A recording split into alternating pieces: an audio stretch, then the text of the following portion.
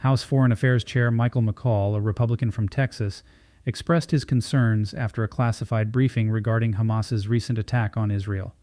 McCaul pointed out that during the briefing, the administration admitted to a potential failure of intelligence, leaving many questions about how such a critical threat had been overlooked. This is an act of terror it cannot stand. We heard from the administration. There seems to have been a failure of intelligence as well.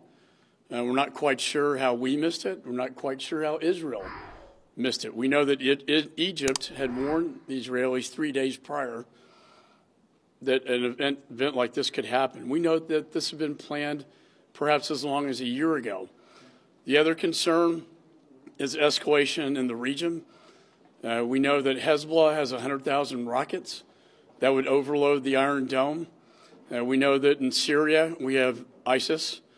We know that Lebanon with Hezbollah. We know that Iraq has Shia proxies and Iran-backed proxies. We know Iran itself has in large part funded this and provided the weapons for it. We don't want to see escalation. We want to see this contained to Gaza. However, we're very concerned about the fidelity of our intelligence and the escalation of a conflict in the Middle East that could turn into a global jihad movement in Israel. Could it be that the so-called intelligence agencies have been more worried about white American men and calling them domestic terrorists instead of paying attention to real ones across the globe? Could it be that communists have been taking control of the U.S. and are the reason this type of evil has been able to fester?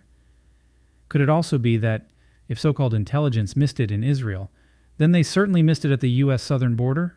Incompetence or in control. Remember that.